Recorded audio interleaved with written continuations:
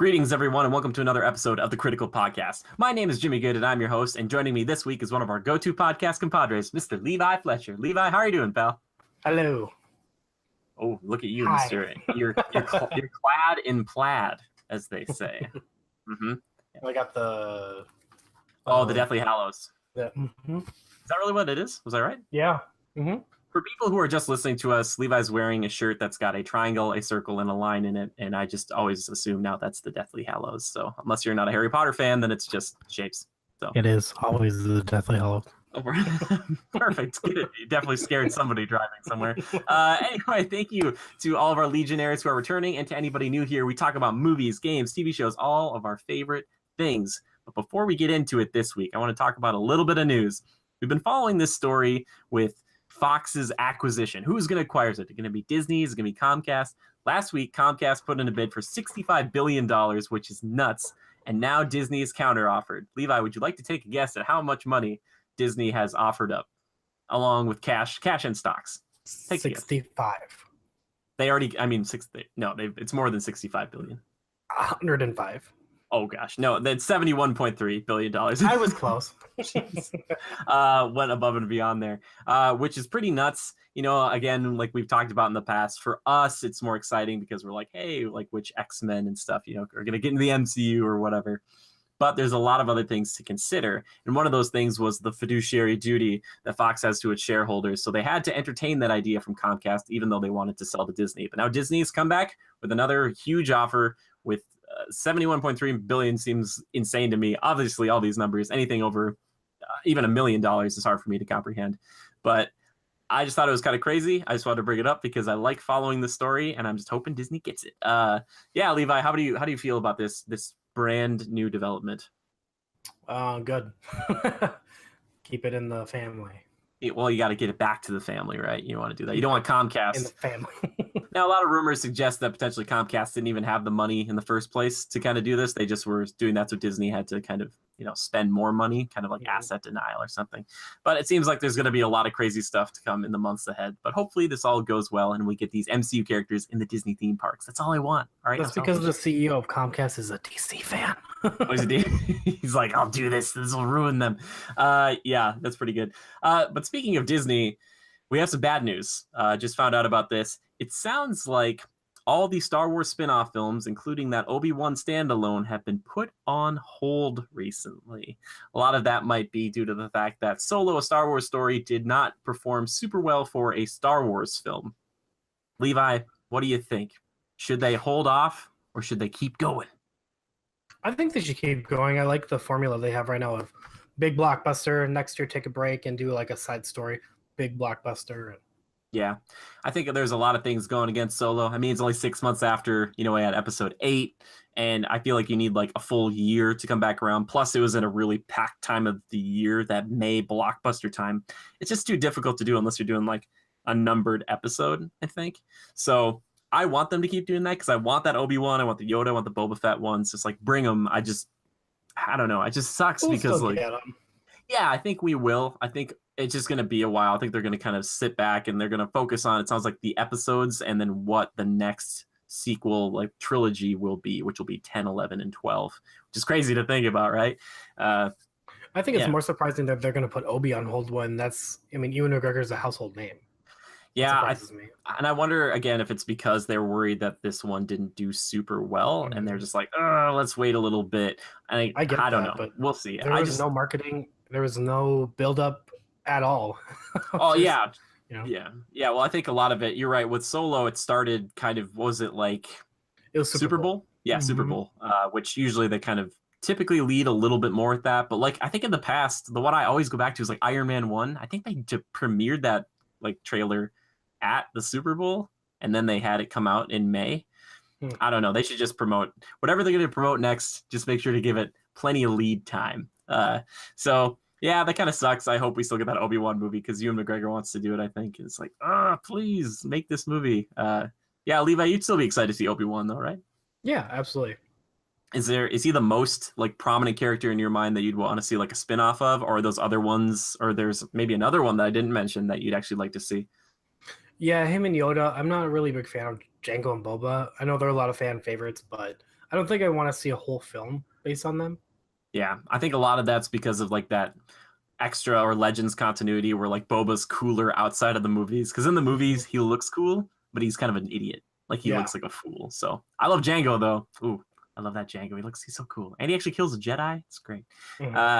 Anyway, spoiler alert there. But yeah, I just want to touch base on that because I just saw it pop up. I'm like, why is Obi-Wan like trending or whatever? And I was like, oh no. I was like, that kills me because I really want that. Really want that movie, Levi.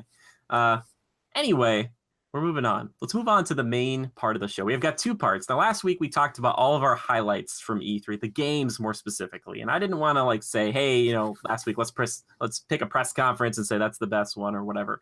However, I do want to take a stance. I want to name a few things here today, which are the best of E3, decided by yours truly and Levi here. We came up with this. We have only just a few categories. It's not going to be super long. It's all right. That's why I dressed up a little bit for it, because it's kind of an award show like we do. There was a lot of deliberations. Tons of deliberations. Kind of like the Critties we do, if you guys have ever seen those, but it's not going to be as intense as that. But I want to read off the categories quick here. We have Best CG Trailer, Best Trailer Featuring Gameplay, Best Gameplay Demonstration, Best Press Conference, and Game of the Show. There we go. All right. Let's start it right off, Levi. Best CG Trailer.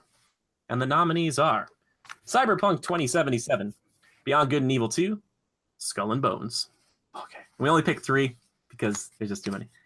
And the winner is Cyberpunk 2077. Woo! I mean, is it even a question? Like we looked at these other we looked at these other trailers, and we looked at a bunch of other ones. But from all the ones that I saw, that one it's got that CD Projekt Red magic. Like you go back and watch some of those Witcher ones, like where he fights the vampire and stuff, and just it gets you excited. It's not really indicative of what the game could potentially be as far as like being first person and all that, but just the world itself feels like so cool, like dark but also really bright and beautiful at the same time. Levi, you know what I'm talking about? Like, how do you feel about this trailer? Yeah, I feel like it looks really cool. They have a lot going for it. What is the thing, like one thing in it that really excites you? Is there any like one moment, like the person putting on like eyeliner and then she has like no jaw or like yeah, I mouth? love the aesthetic of like the punk feeling, like futuristic punk, steampunk kind of marriage, and if executed right, it could be really, really killer. Sure, yeah. What would you like? Would you want to be a bounty hunter in this world? Because like when I think about it, like immediately that's what I think of. I'm like, oh, I'd want to be like a bounty hunter, and I'd want to be like sneaking around and like hunting people down who like owe loans or something. Tread on like Borderlands kind of. It could definitely do that. I'm not sure. It could do that. I don't think it would be that crazy though. Like into Borderlands, because Borderlands is very like kind of jokey and stuff. This one is kind of doing its own thing. Yeah. Another thing, like there's so many little details in this trailer. There's like a guy who's like being like his face is getting burned off on like a plane. There's like a bunch of bad dudes potentially in a taxi where they have like a little space where like they can hold their guns and stuff. I don't know, man. It just looks like so cool. I just want to explore that world. It gets me excited about the possibility and the future about this game. So hopefully we can actually see it eventually, because they showed off a crazy demo, I guess, to everybody like press, but they didn't show it to us. It's like, you're killing me. I keep getting distracted from the ghost behind you. You're right. There's a ghost? Yeah. Really? Where? Are we going to talk about this little Ghastly? Oh, this little Ghastly? Oh, you're talking about... No, this is... That is the coolest thing. Oh, this is a gift. Sorry, I was like, what ghost? Is that Ghastly? No, this is... it's an itty-bitty. It's a Spider-Man, but he's got his black suit symbiote costume on right now. Yeah, it was a gift from my sister. Know what I'm talking about. Right in the corner, it looked like just like a little Ghastly pop out. I'm like, is this happening? No, yeah, actually, it was a gift from she just had a son, and he gave it to me as a happy Uncle's Day gift. So, yeah, that was really cool. Anyway, Cyberpunk 2077. Levi, is there anything else you want to say about this game before we move on? Like about the trailer, I should say, that like really gets you amped. Not really about the trailer, but like give us some gameplay. Give us something to sink our teeth into. The aesthetic there, it looks cool. It's got some hype. Why was it for you the best CG trailer compared to these other ones? Gosh, I don't know. Just because I know you don't want me to say it because I don't like it, but I'm not a big fan of Beyond Good and Evil. The pig freaks me out. So that's valuable. That freaks me out. And the other contender for Skull and Bones, I just haven't seen enough of Skull and Bones yet. While it was a really cool trailer, I just haven't seen enough. Yeah. Yeah, exactly. That kind of felt like the Assassin's Creed trailer of this year. They didn't do like a big CG one for Mhm. Assassin's Creed, so I was like, okay, let's talk about it. Give it a nod. Give it a nod. All right. Anyway, Levi, we're moving on to the next one, which is best trailer featuring gameplay. Do you want to read those nominees? And you get to read this one Yes. off. Okay, best trailer featuring gameplay. We got Devil May Cry 5, Control, and Jump Force. And the winner is Ghost of Tsushima. Oh my gosh, what? Devil May Cry 5. Woo! Hey, all right. I'm gonna start on this one. Back. So, for people who watched my live reactions, they know that I didn't know how to feel when Devil May Cry 5 got announced. However, I'd say out of all the trailers I saw, I was just confused because I was like, is this like a DMC2 thing? I know it was 5, but anyway. Seeing that trailer, I think it looks really good. I also love that it's got the marriage of showing off some of the cinematics probably that are in the game and actually shows real gameplay. And I can see clearly what is the gameplay and what is like the cinematic, what is the cutscene, what is that other stuff. And I just think it looks gorgeous. It looks like a hell of a good time, and it looks like a lot of fun. They do show off those gameplay mechanics, but they don't say like, "Hey, this is like," he's like, "Cool, my arm can like reach out and grab stuff." It's like, nope, they just show that. They show all this stuff. I think it's just a really good job, and they teased Dante at the very end of it, which was amazing too. I was like, "Oh, he's got a beard and stuff." I'm like, anyway, yeah, exactly. Levi, how do you feel about this trailer? I think it looks awesome. I was set on the art style right away. I was like, dude, what are you talking about? This looks great. I called Jimmy at 3 a.m. and I was like, dude, what's your problem? No, no, I mean, it looked great. I like the direction they're going in because I was never a huge fan of the old style of, Devil May Cry looked very Tekken-like to me, and I didn't really like that kind of style. And so you like this because it's more realistic? More realistic, yeah. More photorealistic. And the dark looks dark. The action looks spot on. Sure. Yeah. Plus he rides a flipping rocket arm, which is amazing. Yeah. I think it's a good pick. So even though I will say this, Jump Force, I'm really excited about still. It looks cool. And Control, looking back on that one, I'm actually really interested in that game now. Seeing the gameplay, I was like, ooh, that game looks kind of fun. But Devil May Cry 5, that trailer featuring gameplay, it's good stuff. And we wanted to make that distinction because a lot of people will be like, what's the best trailer of E3? I don't think it's fair to do that. I think you want to break them down into other categories. And we could subdivide them even further, but I think 2 for this year is pretty good. All right, next one. Best gameplay demonstration. And the nominees are Ghost of Tsushima, Spider-Man, and Anthem. Ooh. And the winner is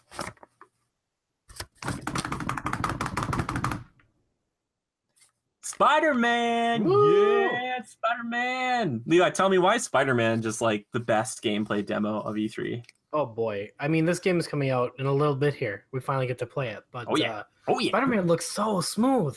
Baby. So smooth as a baby's bottom. Tell me more. I mean, Marvel. You sly bastards. You really got this year. Well, at least with just that, they didn't show off Avengers. Where the heck is that game? But is there anything else from the trailer that really spoke to you? Because I'll start in on it, but I want you to have your piece. I mean, I'm going to let you have your fun with it because I know how you love the S6. So I love Sinister Six. One thing that I really enjoyed about this is right from the beginning, because I'm kind of a Marvel fan. I'm not the biggest Marvel fan, I'll say that much. But I knew when they showed the raft, they're like, oh, it's the raft. I was like, oh my God. I was like, that is one of the Marvel Supermax prisons. And I'm like, let's go. And I was like, oh, so this is a mission that is outside of New York that is specific for Spidey to go off and do. And I was like, that's so cool. I kind of like that, because in a lot of open world games, especially in the past, what they would do is have like a pretty decent sized open world, then you go do missions in very specific locations. I think that's really cool. I don't know if you'll be able to travel back to the raft after all this stuff, but one thing I was nervous about going into Spider-Man was like, man, Mr. Negative is the only villain? Come on. And they're like kind of teasing some other ones. And then in this trailer, not only is Mr. Negative showing up, he's got Scorpion. He's got Rhino. I think Shocker does show up, Vulture, and somebody else. At the very end, they're teasing somebody else at the very end of that. But seeing all those villains coming out of the woodwork, just seeing them come out of the woodwork and seeing Spidey fight especially in a prison like that, it got me, reminiscent, nostalgic for good old fashioned Arkham Asylum, and just thinking how far we've come. Because like in that game, Batman's kind of blocking, punching or whatever. Spidey's taking on like all these dudes. He'll take a shield from a guy, whereas Batman would jump and like kind of crush him. Spidey will take that shield, flip it around, hit a 3 dudes, slide under dude's feet, hit him in the back, put up like a web trap. Guy gets thrown against the wall, like caught up. Like it's just so fluid, so smooth, and just seeing every little detailed animation when he's doing his flips off railings or when he's just moving through the environment just has me so excited. And just seeing those cinematics too, I was like, oh gosh. Now I have a few theories. Some people say it's Iron Man. Some people say it's Green Goblin. I'm just saying whoever that last person is.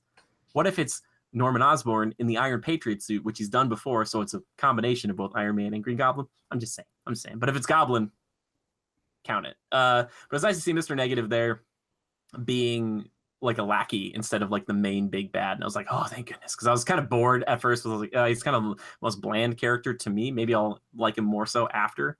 But I don't know. Just that whole, just showing the actual game and how quickly and like efficiently you can move. Man. I can't wait. I can't wait for Spider-Man, Levi. Anyway, all right. Is there anything else you want to say about Spider-Man before we move on? No, I'm so excited. How excited are you on a scale from 1 to a billion? Excited enough to buy a damn PS4 finally. Oh, we'll see. We'll see. Buy it again because you bought one and then bought it. All right, Levi, hit me up. What's the next category we have? All right, baby. We're doing a best press conference. And the nominees are, we got Bethesda, we got Ubisoft, and we got Microsoft, baby. And the winner is, by a hair, fucking Microsoft. Okay, why is it by a hair? Why is it? Because we were talking about Howard this. rocked it, okay? He was at both. Got charisma. He was at both those press conferences. Halo. Halo won it. Why? No, Halo won it? No, Microsoft had a lot to show. Microsoft had some real concrete games to show this year. And is that why? Is that why they get it? Yes. Well, how about the fact that I think one of the reasons Microsoft was one of the best, and I know people have heard me say that this is the best, because Levi's like, it should be Bethesda because he loves Bethesda. So it's kind of like, but I just feel like Microsoft just kept showing games. Like exactly. That's all they did. They didn't talk too much. They're like, here's a game, here's a game, here's a game, here's a game. We bought these new studios. Here's a game, here's a game. It's just like they showed Gears. What did I message you and say today?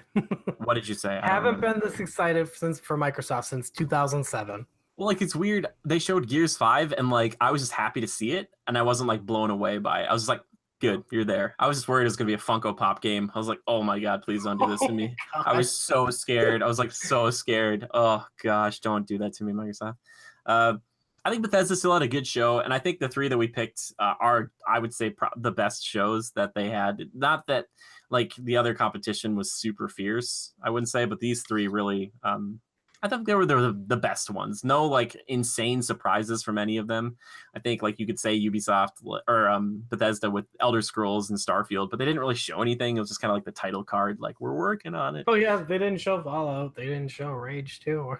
I think that they did show those, but we knew Rage was coming, and they talked about it beforehand. We knew Doom was coming, and I just think that that's my issue with Bethesda. Bless you. I think it kind of started and ended not the best. Whereas Microsoft started with Halo and ended with Cyberpunk 2077. What bangers, man. To be hey, it's coming. Yeah, man, freaking Phil Spencer getting cut off at the end there by Cyberpunk. Oh boy, so good. All right. Levi, is there anything else you want to say about Best Press Conference and why it should be Bethesda, but we decided it would be Microsoft? No, I agree. Microsoft had a very solid amount of games shown this year. Cool. All right. Last category here. Like I said, we're going to keep it brief. Game of the show. Now, Levi, there's a lot of games of the show, potentially. There's a lot of good-looking games out there. We had... you could probably nominate Cyberpunk 2077, even though we didn't see it. It's kind of hard to count that one, right? Because we didn't see it. Spider-Man looks good. I mean, Dragon Quest 11 isn't out here yet. Kingdom Hearts 3 is coming. Super Smash Brothers, The Last of Us Part 2. Look at all these crazy Final Fantasy 7 remake. Where is it? We don't know. We almost gave it Game of the Show regardless. Where the heck is that? Square? Seriously, come here, Square. Where is it? Like that and the Avengers game. What are you talking? It would have been so easy. Oh gosh, their press. What are you talking about? We announced it 3 years ago. Yeah, it's gonna be the new 15, man. It's just gonna be they're gonna rename it like Final Fantasy. Which, not to derail here, but let's take a moment to appreciate what Nintendo's got going for them. They're like, we're not going to talk about anything unless we're actually going to release it soon. No vaporware.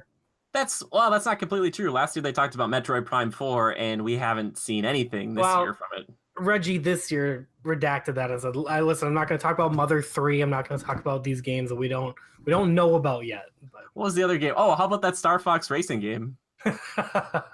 Star Fox Kart. How about Pokemon RPG that they announced last year? I'm gonna say Nintendo. Hey, we got that, baby. We got that. They delivered on that. No, dude, that's not. This isn't. Let's Go Pikachu and Eevee are not the core ones. They said they're still gonna talk about that. I'm just saying, Nintendo. They're writing some checks. Yeah. I don't know. We'll see if they cash them. Anyway, game of the show, for me personally, Levi, has to kind of check a few boxes. Has to get me excited. Has to, look good. I want to see it played too, baby. I want to just be like, kind of that feeling, that sense of it. It's an intrinsic one. Believe it or not, Levi. I have mine. Ours we share here. But like for you, Levi, what personally makes a game of the show for you?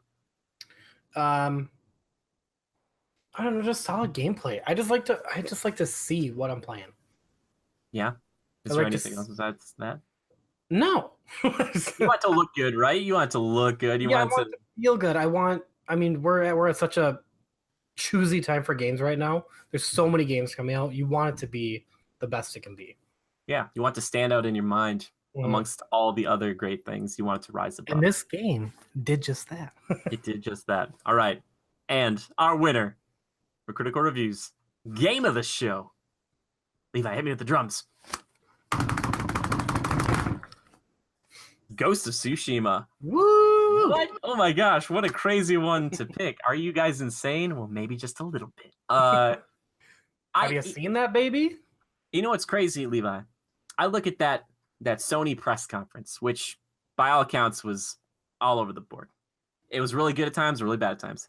But The Last of Us Part 2, I think looks really good. That facial animation, that stuff, like the story, I'm sure will be incredible. And the gameplay looked all right, which I was thinking back to it, Levi. Like when I played, we played through that game together.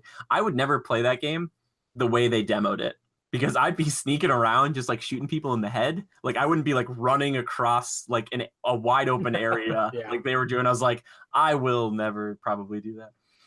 But there's that Spider-Man, which had that crazy gameplay demonstration where they're breaking through the raft or whatever. Like, that was nuts. And then there was Death Stranding, which a lot of people are excited about, but it was kind of like, eh. And Resident Evil 2 Remake, which I know people are excited about those two things. I'm personally not invested in either of those things, so I was kind of like, they look really good, but I don't know. But Ghost of Tsushima, I feel like stands out. I look at that group, Sucker Punch, who's made like the infamous games, Sly Cooper, and where they've come and how gorgeous that game looks. I like the look of the combat. It looks like it's kind of grounded. It's realistic to some degree, like it's 2 slices to take a guy out. And if you stab someone, it's like little Samurai Jack. Yeah, man. Yeah, dude. That's what I just think there's something special about that game. And I just can't wait to see more of it. And that was just a little slice. And it just felt so impactful. It felt like there was a big story moment happening. I was like, is he going to kill this person? But it just stuck with me that and before each fight, just each, party getting ready and they just kind of wait a second. They're like, and they kind of move and they fight. And it's just like, it feels like a movie that I'm actually playing, like in a really good way. It looks beautiful. That's why Ghost of Tsushima is, I think is just something to be excited about. Levi, for you, what makes Ghost of Tsushima stand out? I love everything with a good setting, and the leaves falling off the trees, man. It's just beautiful. It's flipping beautiful. The rendering, like, you got to give it to Sony. Like, again, you sly bastards. No, it looks great. The gameplay looks fun. It looks very like take your time, kind of slash them, and yeah. Which also they kind of teased a little bit of more of like the stealth combat, which is kind of, reminds me of like an Arkham or a Shadow of War or whatever, kind of jumping off and stabbing guys and running over and stabbing them too. But yeah, I'm excited to see, like, can I dress myself as a ninja? Because they kind of showed that like a while ago, like in the first reveal of it. So I'm like, oh, maybe. Yeah, I just think it looks really cool, and I'm really excited to see where it moves into in the Yeah, future. it should be really fun. Yeah. Oh man, I want a release date. Killing me. Hey, I'm streaming right now. Sorry. You tell those kids. No, I'm just Yeah, kidding. But I'm really looking forward to it. I just want, like, so we didn't really get release dates for a lot of these types of things, which I was like, I really wanted to see that. Like, besides Spider-Man, which you know is coming in a few months, I was like, just can you give me something, like a little bit of something to be excited about? But anyway, those are our games and the press conference that we think are the best from this year's E3. I want you guys to please let us know what yours are in the comments down below. Once again, we have Best CG Trailer going to Cyberpunk 2077, Best Trailer featuring Gameplay Devil May Cry 5, Best Gameplay Demonstration Spider-Man, Best Press Conference Microsoft, and Game of the Show Ghost of Tsushima. There we go. There you go. Our Critical Reviews E3 2018 Awards Show. There, it's done. All right, Levi. Now it's time to get into even more of this beautiful, it's kind of a double dish of main topics this week, but something that we saw last week, we saw Incredibles 2. We're going to talk about it. Before I flip the old spoiler switch here, Levi's going to briefly tell us this plot without spoiling a thing, right, buddy? Tell me, what is Incredibles 2 all about? Why should we care? When does it take place, huh? Cookies. I can't keep feeding cookies. So Incredibles 2 takes place right after Incredibles 1. We're talking right after Incredibles 1. And people are like, how is that possible? It's been 14 years. Shut your mouth. No, it takes place right after Incredibles 1, right into the Underminer. And, we see a time for superheroes that, superheroes aren't really welcome right now. And it's up to the Parr family to get their name back and make superheroes famous again. And Elastigirl, she gets the job. She's a working girl. Mr. Incredible stays home with the kids, and yeah, it's a lot of fun. Family hilarity ensues. That is a really good plot synopsis, my friend. Bravo for not spoiling a darn thing. Okay. And what I always like to do too is before we get into the spoiler discussion, is to just either kind of recommend it or not recommend it for people, based on our own personal takes. But I would say this one out of most films is something I could recommend to an entire family. I know that's kind of like a buzz thing or like a buzz phrase to be like, oh, it's fun for the whole family. But seriously, there's something in here for everybody. There's a lot of really wonderful action set pieces that I'll talk about in a little bit. There's even some kind of sleuthing and spy stuff. There's a lot of hilarity, a lot of good comedy that is just excellent and just looks amazing. Not only it just the whole film just it looks gorgeous. And one thing I didn't even think about, Levi, is that if the first one came out 14 years ago, they said that they tried to do their best to recreate the look of that film with new technology. Because you look back at that one and it still looks pretty good, but they have to kind of bring it up to this new level, and it's like that's really cool. Very seamless. It's not like a jarring effect either. Yeah, no, I think for me, Levi, I just want to edit these two movies together to be like one big movie, so that way I don't have to say like Incredibles 1 is better than 2 or 2 is better than 1. Just like right together. But yeah, which by the way, we did in a commentary on the first Incredibles that you guys should definitely go listen to if you want to watch the first one. So I would recommend it definitely if you can see it in theaters. It's really good. One thing I would use as a word of warning. Apparently, there are some people who do suffer from like strobe lights or flashing lights, like epileptic seizures, even the brief moments of it. There is some of that in this film. So if you have the potential for that, I would just err on the side of caution because the villain in this film kind of is all about like strobing screens and stuff. So if you're not ready for that, it could be pretty bad. Just so you know, because I don't want anyone to go out there and be like, sweet, and now you're like, ooh, I don't know if I should see it. So yeah. Levi, is there anything else you want to tell people about this? Just your personal feelings? Go see it. No, it's incredible. not to play on words, but it's a very good sequel. I don't have a lot of stock in Pixar sequels, and it's really well done. Yeah. All right, perfect. Well, that means that I get to flip the old spoiler switch here. Are you ready? Do it. Okay, here we go. Gosh,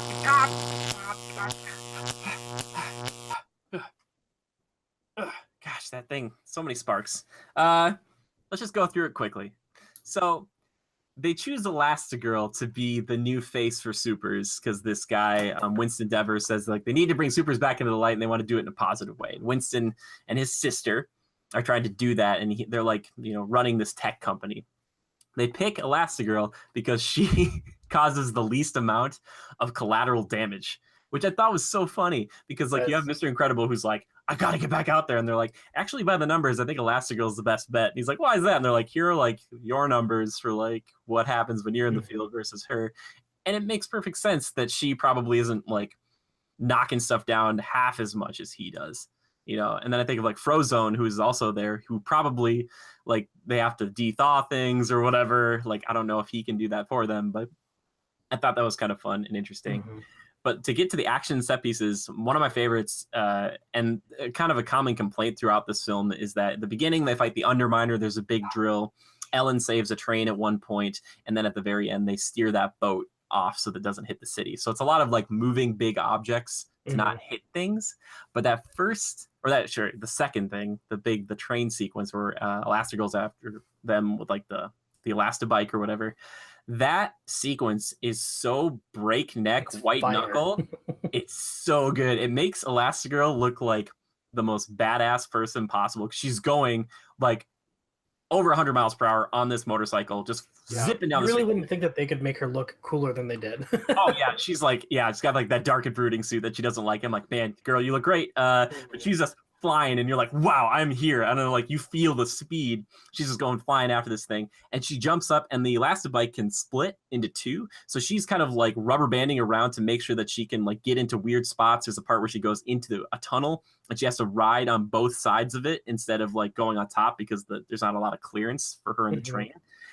That whole sequence I think is so good. It's very Spider-Man 2 Stop the Train, but I love that scene. Was there any action scene for you that you were just like, man, that's so good?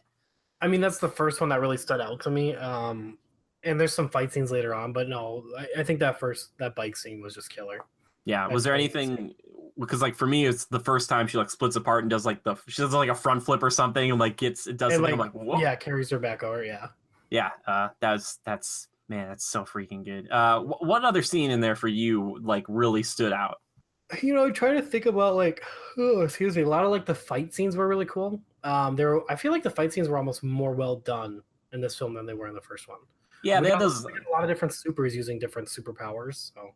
Yeah, I thought some of the other super design, I know I talked to you about this too, wasn't super great, for lack of a better term. Their abilities were pretty cool. Their abilities were sweet. I didn't like how that brick guy like overpowered Mr. Incredible. I was thinking like I wanted him to go like punch Mr. Incredible, and Mr. Incredible just be like yeah, right.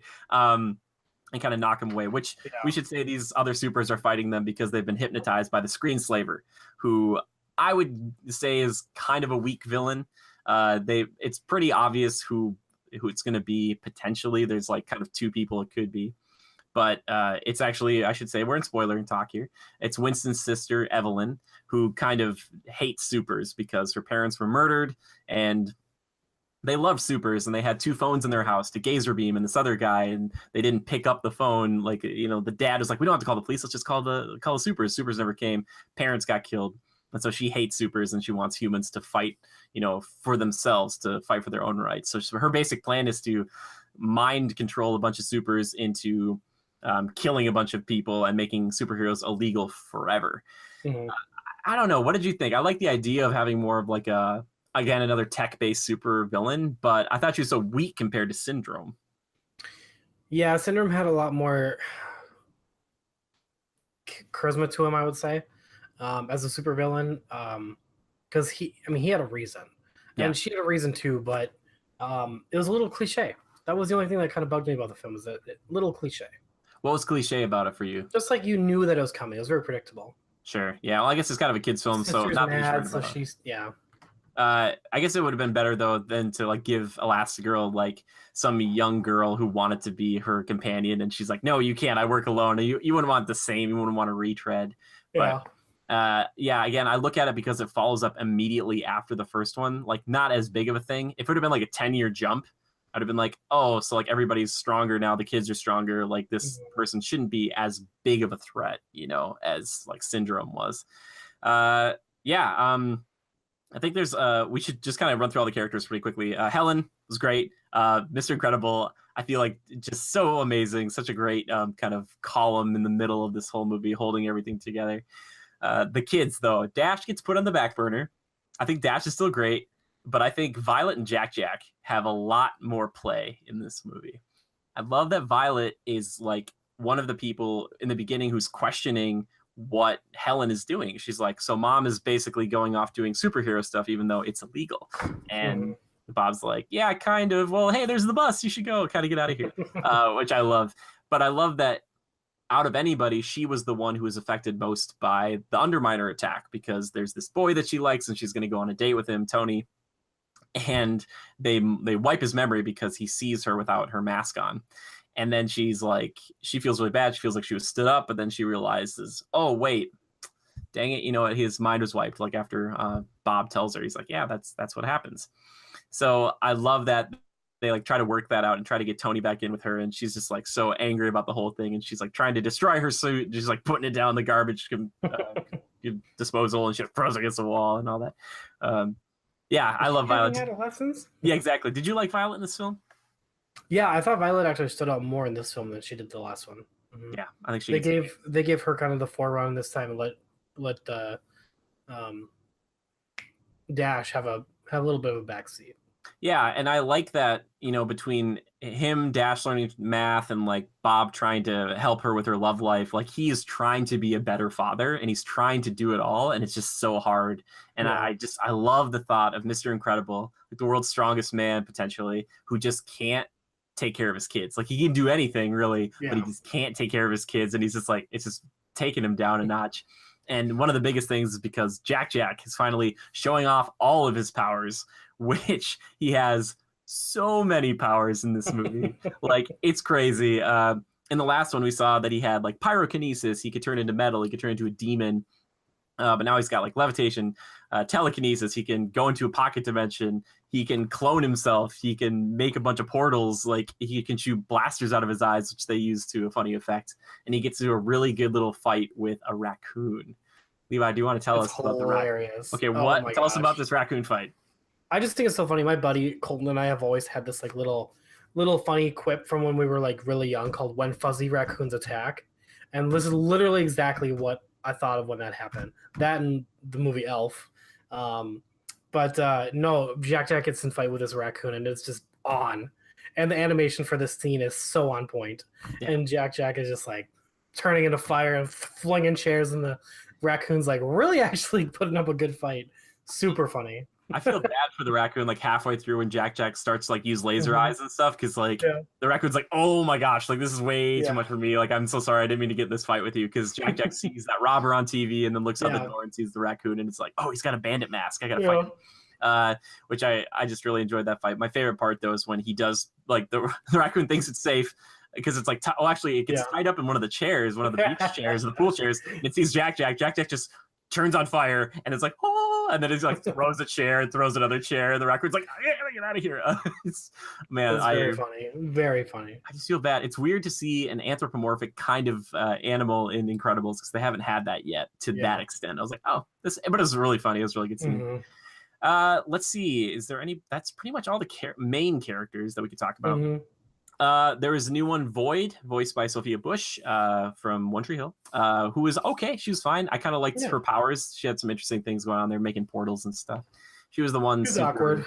Yeah, she was the one like secondary super that got the most screen time.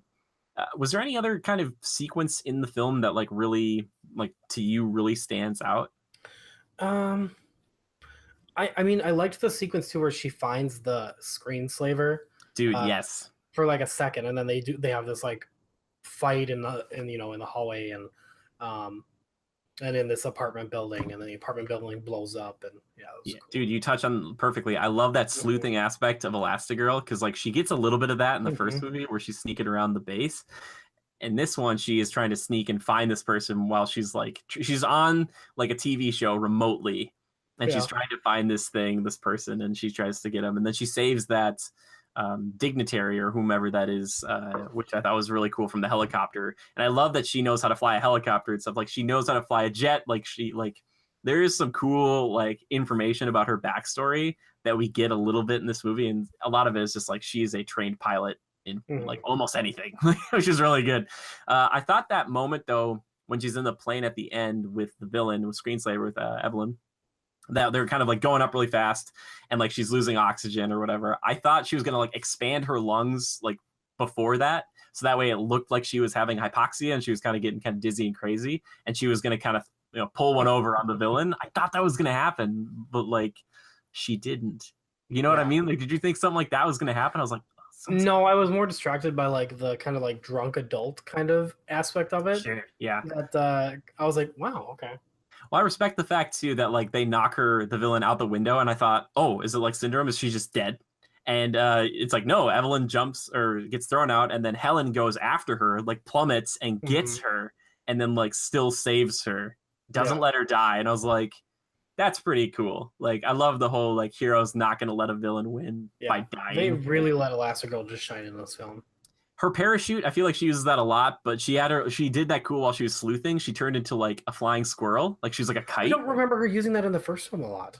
In the first one, she uses it twice. She uses it when the plane blows up and she grabs the kids. She's like, brace yourselves. Yeah. And then there's another one at the very end where she saves Jack.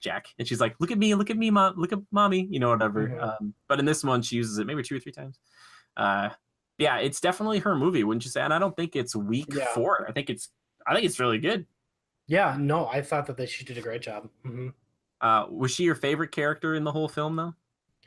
No, it has to go to Jack, just because the comedic performance and the comedic writing for this baby, you wouldn't think that it would be as relevant, but he steals the show. He's so funny throughout the whole movie too. Like they just sprinkle it in throughout the whole movie, and he's always doing some kind of mischief. And there's actually some stuff they didn't put in the movie that I was actually watching through the trailers when I was cutting the review, which you guys should definitely watch. But it was like Jack was like looking at Bob, who was in front of the fridge, and he's like, what kind of eggs do you want? And Jack turned into that demon, and then Violet said devil obviously, and I was like, oh, that would have been, I don't think that's in the movie. That must have been a deleted scene. I love that. I love Jack. I love Mr. Incredible still. I just love watching him at his wit's end, and just the whole, I can't keep feeding him cookies, because he's trying to show Lucius Frozone, like what powers this thing has. He's like, I just got to give him cookies because that's the only way he'll calm down. And I just, it's such a good, just like,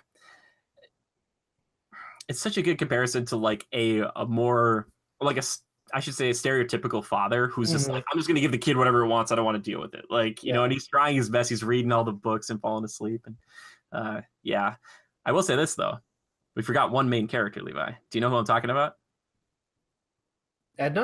Edna, dude, Edna's so good in this movie.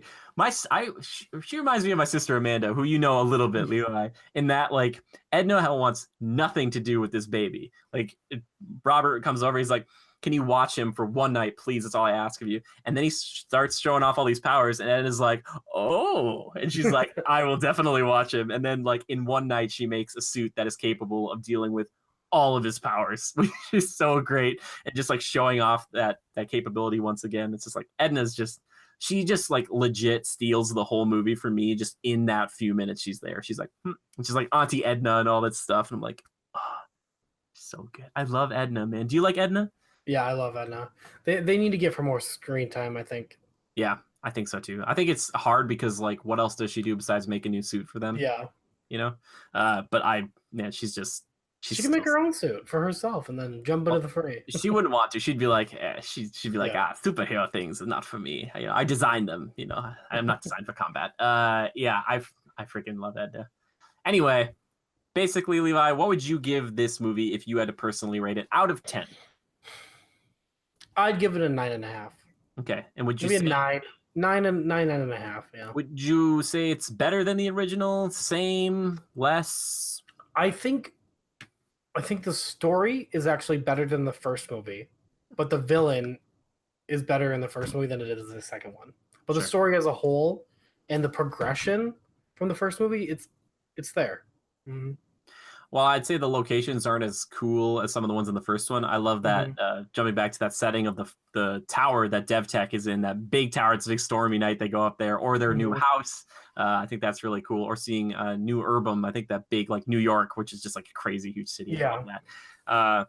In the But yeah, jungle and stuff, if you want to know my score, you have to watch the review. But I would say it's on par. Get it? Because they're the par.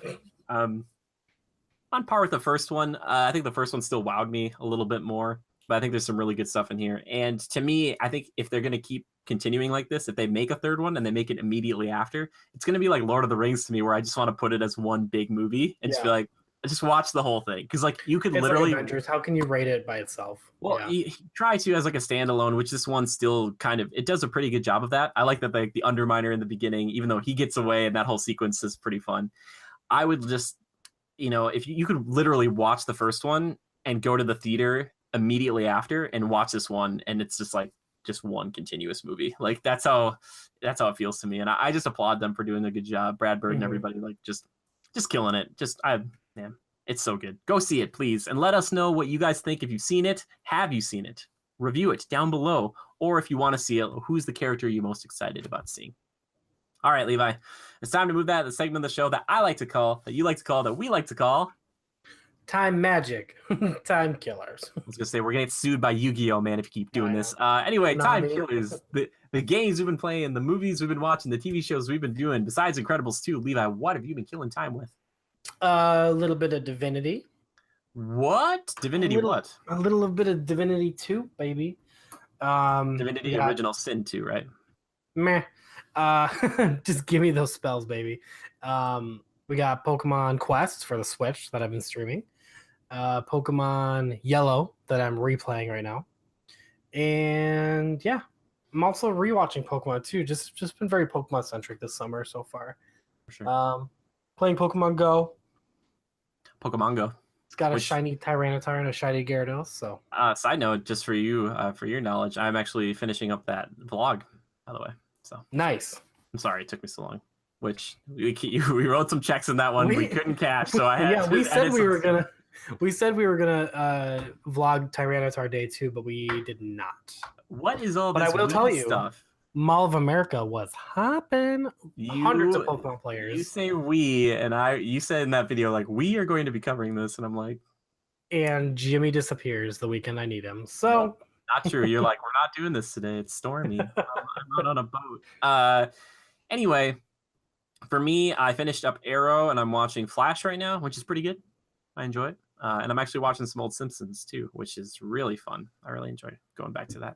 As far as games, playing a little bit of Jurassic World Evolution when I can. And I am eyeballing Heart Gold.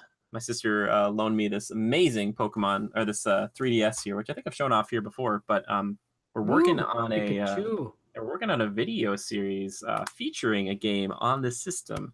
We just need to get Levi's and get me a copy of the game, and we'll be good to go. So I was thinking about playing some Heart Gold. I know you want that Cubone, Levi. Maybe we could do it. Do we do it through that game? I'm sure we Yes, could. I just need you to get to the Safari Zone. Safari Zone? If your sister's already there, I'll check. Yeah, I'll check. Then you can just snag it from me and just transfer it over. Yeah, because I was thinking about starting over because I couldn't get Charizard in that game. Well, and if you want a Growlithe too to start off with, we'll get you Growlithe and turn it over to you can get Growlithe pretty early in this game, and Scyther, which are two of my dream team, which I was like, oh, I could get those pretty early on. Where do you get Scyther? You get Scyther from the bug catching competition, I believe. Oh shoot, I forgot about that. It's sick, dude. Like you get access. They packed so many ideas into that game. Dude, okay. Honestly, the greatest sequel in any video game ever is Pokemon Gold and Silver. I will just not hear anybody say anything else because no game does more and adds the entire first game into it the way that Pokemon Gold and Silver did. As a kid, how Kanto came back in, I blew my flipping mind. They're like, hey, you want to go over here? I'm like, what's over here? And they're like, the first game. And I'm like... And it was just like, okay, yes, thank you. It's like, how do you want to fight the gym leaders? Not only that, but you could just see how Kanto's changed. It's so cool. Oh gosh, seeing the gym leader is just a little bit different. I'm like, so cool. Blaine's gym is gone. Cinnabar Island's blown up. Like, wait, what? Well, Cinnabar Island blows up. There's when you go back to it, it's I forgot about that. Gone. Yeah. Is it really? Is the Cinnabar gym not there? Yeah. I'll let you get there. Oh my gosh, don't even kill me. Like, people have like said like, Jim, if you could start on any place in Kanto and start your like a Pokemon journey as an actual kid, I was like, I'd start on Cinnabar Island with a Growlithe, and then I would go from there. I'd be like, Cinnabar's home, and I'll beat Blaine one day. Yeah, there we go. Let's get into the last segment of the show: community feedback and questions. Community feedback and questions. I had asked our lovely Legionnaires who their favorite member of the Incredibles is, for a character from the Incredibles is, and why. Savannah, Little Red Rider, she writes in, she says, Tough, Frozone, Elastigirl, or Violet. And then I asked her, and why. She said, superpowers can be cool, but I always enjoyed their personalities. They're interesting and really cool and even relatable. Or maybe they remind you of someone. Example, Elastigirl being literally every mom out there. Really good. Our buddy Ryan, he says, I would say Violet or Edna Mode. And he says Edna because she's funny, Violet because I love the shielding power and being able to turn invisible. Missile Mage says he just sent me a gif of Edna saying no capes, which is pretty good. I was kind of hoping for another joke like that, but they didn't do it. He says, to kind of continue, she has so much depth to her character for so little screen time. She has her own loves, obviously, has great relations with people, but clearly has some things that torment her in her past as well. Also, a little nod to that, the whole, in the first movie, she's talking about working with supermodels, and she's like, there's nothing super about them. I love that. He also says, shout out to Frozone's wife, her poor dinner. Yep. And Dat Jackman says, Underminer, as he's the greatest villain of all time, plus his name is great. Which I respect that one. That's pretty good. All right, Levi, first question. I got to remember who this came from here. A very nice person, Jay Hunter Pearson, our newest patron over on Patreon. Thank you so much. But he asks us, if you got to have one Jack power for yourself, what's it going to be? #Critical Podcast. Levi, you get one of Jack's powers. What is it? Laser eyes. Wait, why laser eyes? I like Scott. I like Scott. So you mean like Scott Summers from X-Men? Mm-hmm. Okay, that's it. Is he? Okay. Yep. That's okay. I only get to pick one. That's the one I want. Give me a cool pair of shades, and then like. Perfect. And you can turn it on and off. Yeah, that would be cool. I was thinking about it, and like the utility lover in me is like, oh, teleportation or something like that. But I gotta say, warping or I love there's that, but I think you can like straight up teleport too. I don't know. But the straight up flame on Human Torch demon thing, I love so much. I thought that was so funny, and it'd be kind of cool to be able to just like turn on fire. If you could control it, you'd be like your own personal nightlight. Seriously, maybe you could fly with it too. Maybe. Anyway, last question comes in from our dear friend Fragadin. Dear friend Fragadin, say that 5 times fast. I can't even say it once. Podcast question. In the recent few months, I've been seeing some buyer's remorse coming from consumers who purchased a Switch. Uh-oh, Levi. Listen to this. The system that was so easy to get caught up in because of primarily 2 titles, which were Legend of Zelda Breath of the Wild and Super Mario Odyssey. Over a year later, Nintendo is expected to release their next big first-party title that surely will make owners like myself happy and move plenty more consoles off store shelves during the holidays. But is this enough?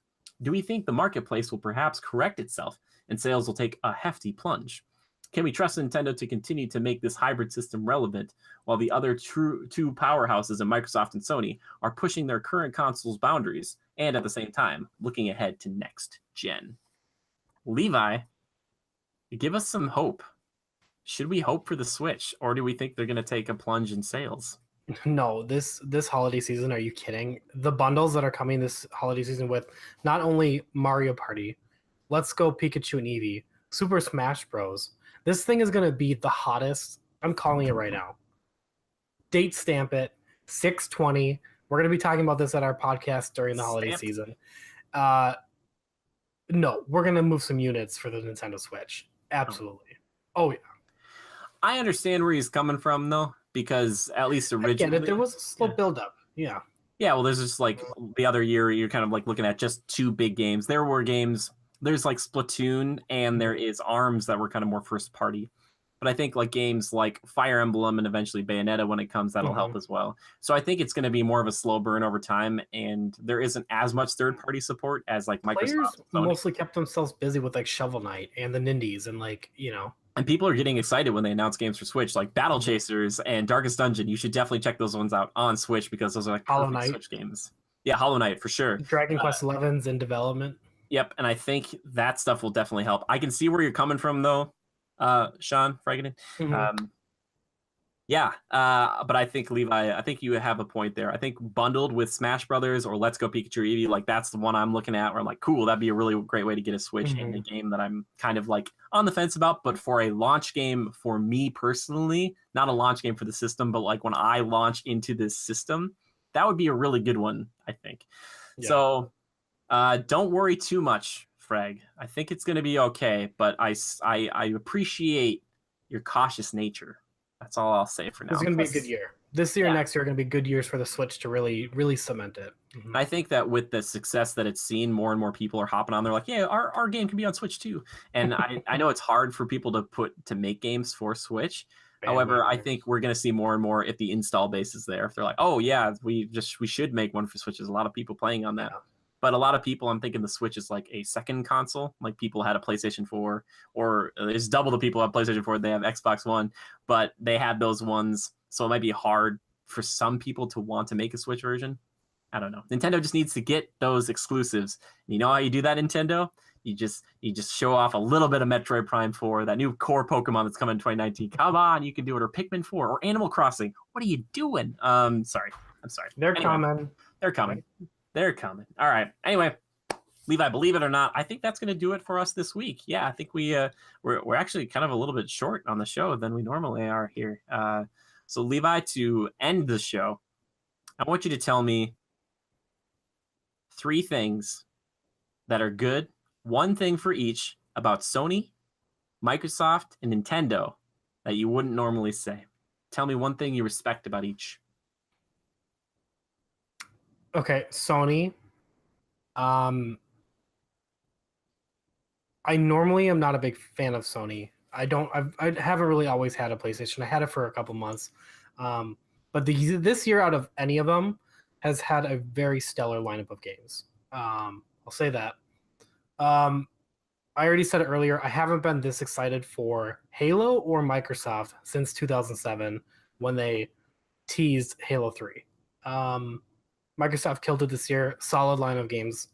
And Nintendo's just, it's going to, like I just said it, Nintendo's going to have a great year for the Switch. Pokemon's going to do great. Pokemon Go. Let's go Eevee. You didn't say what you like about Nintendo, though. I don't really have anything to like about it. No, just kidding. Oh, shots fired. No, Super Smash Bros. Portable. That's all I got to say. Okay. Anyway, I just meant as a company as a whole, but that's totally fine.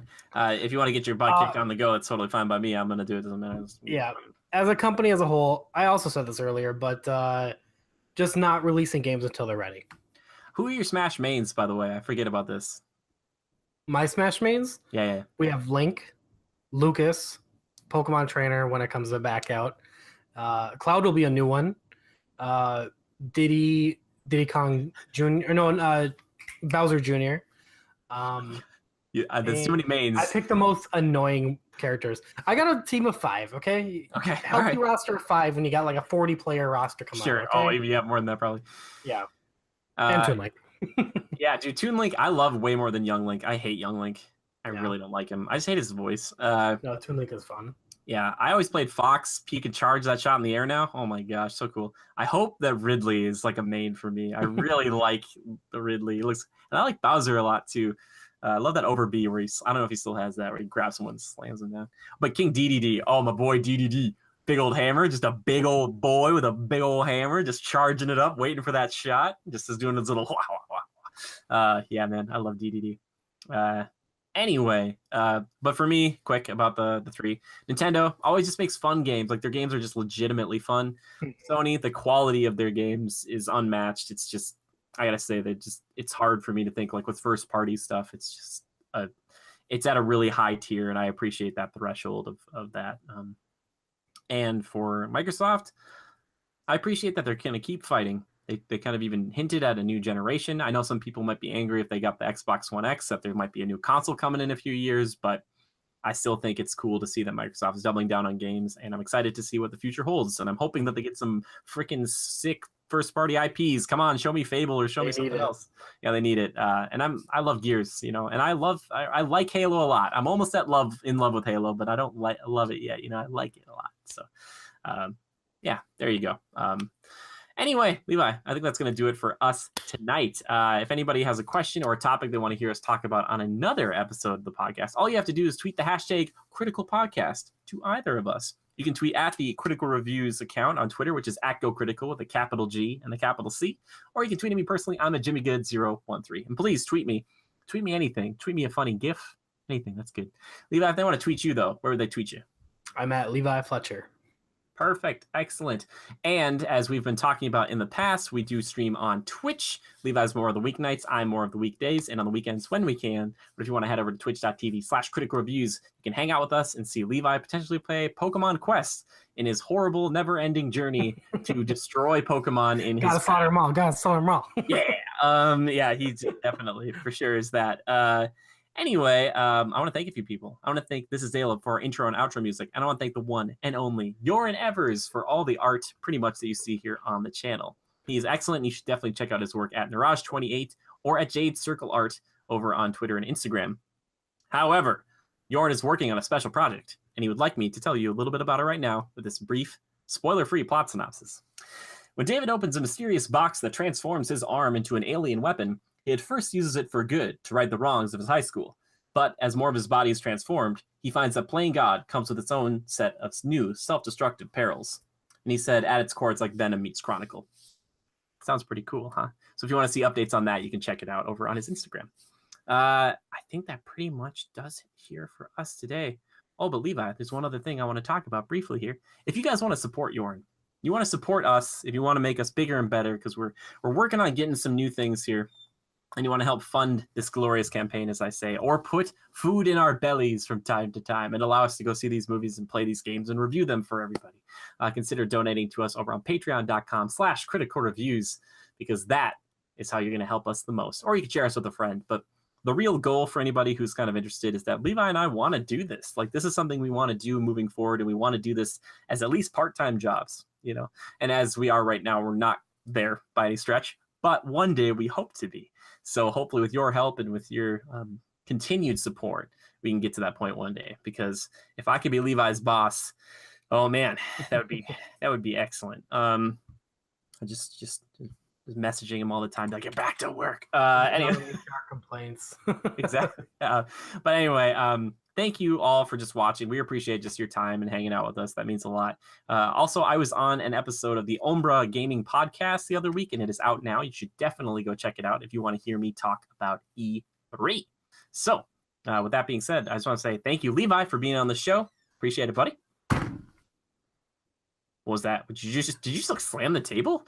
I did like a little wave thing, and then I hit my hand on the keyboard and was trying to play it off cool. I didn't see it. I'm so sorry. Anyway, is there anything else you want to say to the Legionnaires before we head out here tonight? No, come watch me slaughter Pokemon. Yeah, perfect. Excellent. Well, thank you guys so much. And just remember to adapt and overcome. We'll see you next week. All right, bye-bye.